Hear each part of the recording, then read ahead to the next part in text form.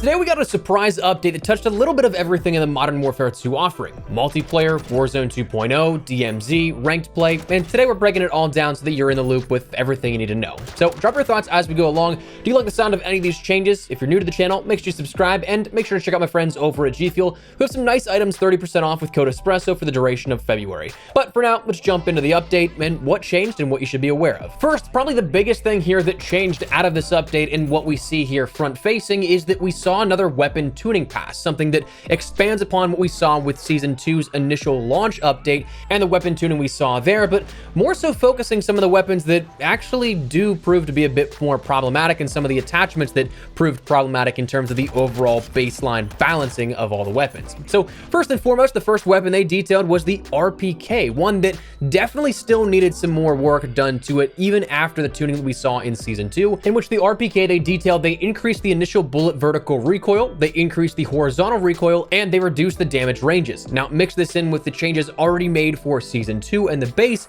it's a more comprehensive nerf here to the overall weapon itself. We talked about in the Season 2 update that some of the changes they made were definitely nice, but they didn't tackle some of the underlying sort of problems with the weapon itself. These now add to the overall blanket of the nerfs and should, in theory, help to bring that down outside of the more dominant weapon that it has been since Warzone launched in November. Now, whether it actually does the job entirely, we'll have to wait and see. That's something that gameplay time is something that is the true measure here of this, but in theory, it knocks it down a little bit more.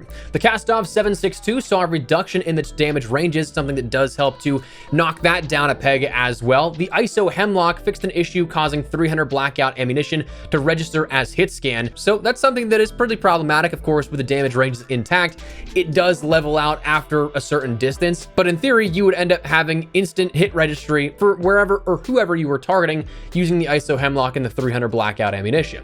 Beyond that, we saw the submachine gun of the Fennec 45, even after Season 2's main initial introduction of weapon tuning, still reigned supreme. The Fennec now saw a reduction in the far damage range and also reduction against armor, which they stated now requires 2 additional bullets to break 3-plate armor. So in terms of a gunfight, that honestly is a really big change. That you mix that in with the tuning that we saw with Season 2. Again, it's a more comprehensive nerf to the Fennec 45 that should hopefully knock both of these weapons out of being the top primary meta weapons for what we see with Season 2 and beyond. Outside of that, the battle rifles of the FTAC Recon saw an increase to the sprint speed. Odd one here that we saw changed. I don't know that anybody was using or not using the FTAC Recon for its current sprint speed, but I mean, hey, a buff to that. The Lockman 762 saw an increase to the damage range, reduction in ADS speeds, reduced hip fire spread minimum, an increase to the hip spread while moving, and an increased sprint speed. Overall buff to that. The SO14 saw an increase to the movement speed, while the TAC V saw a reduction to the near damage, reduced muzzle velocity, and reduced far damage range, as well as overall reduced movement speeds. So a nerf to the TAC V overall.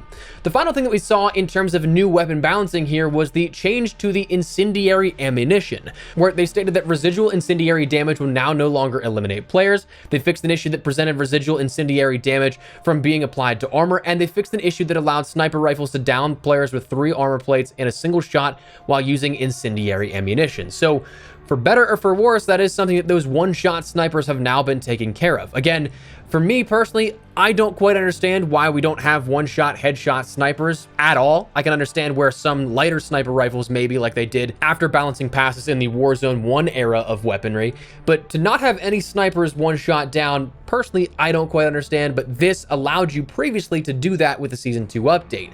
That's now been fixed out where unfortunately you can no longer do that.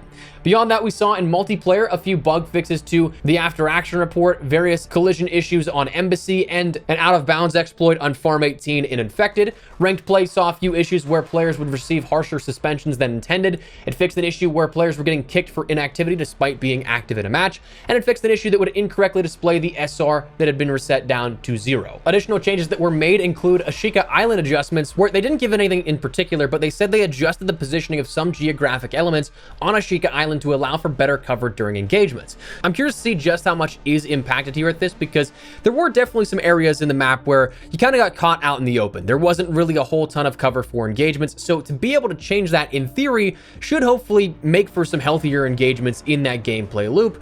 And again, right offhand here, recording this video, don't have that knowledge just yet on if it's a lot, if it's one or two things, or somewhere in between, but curious to see what that breaks down to be.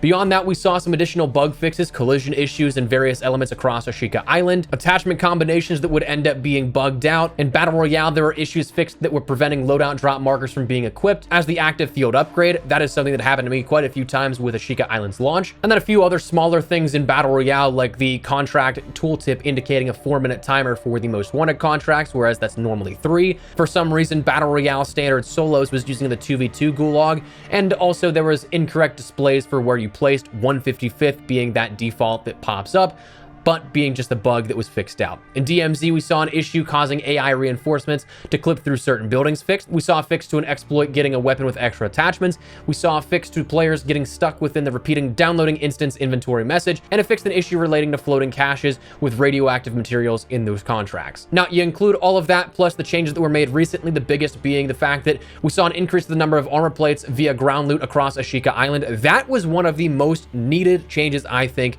in the entirety of that map. Guaranteeing at least one armor plate on death here of the enemy was a great start, but again, if you got late game, you're not taking too many engagements, perhaps just for the sake of not being overwhelmed by multiple teams fighting you. So if there's still any loot around the map, if there's still anything in caches, it is incredibly imperative that you need to find some armor. So being able to do so, absolutely great here now after this update. Fingers crossed that this, again, is something that works towards a better gameplay loop. Haven't had too much time just yet to go in and see since they made that change yesterday or the day before, but that was added in on top of that. And the final thing that was changed as of today is, well, just the playlist updates. We, of course, have our solos, duos, trios, and quads within Warzone, but Ashika Island finally introduces solos resurgence here with a max player count of 52. So if you're a solo player, jump in. I'm going to be doing that. Looking forward to that. Duos and trios coming sometime soon, but they stated that right now we have solos and quads available. So that said, that is your update, the surprise one at that, for Modern Warfare 2, Warzone 2, DMZ, and ranked play across the board. A little bit of everything. So let me know your thoughts down below. Do you like the sound of these changes?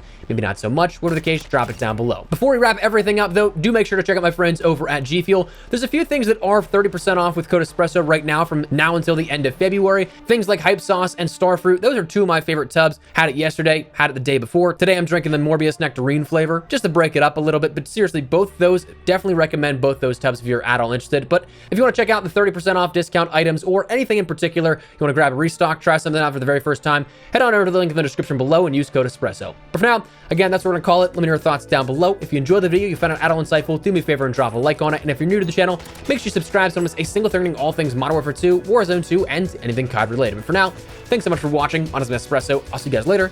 Take care and peace.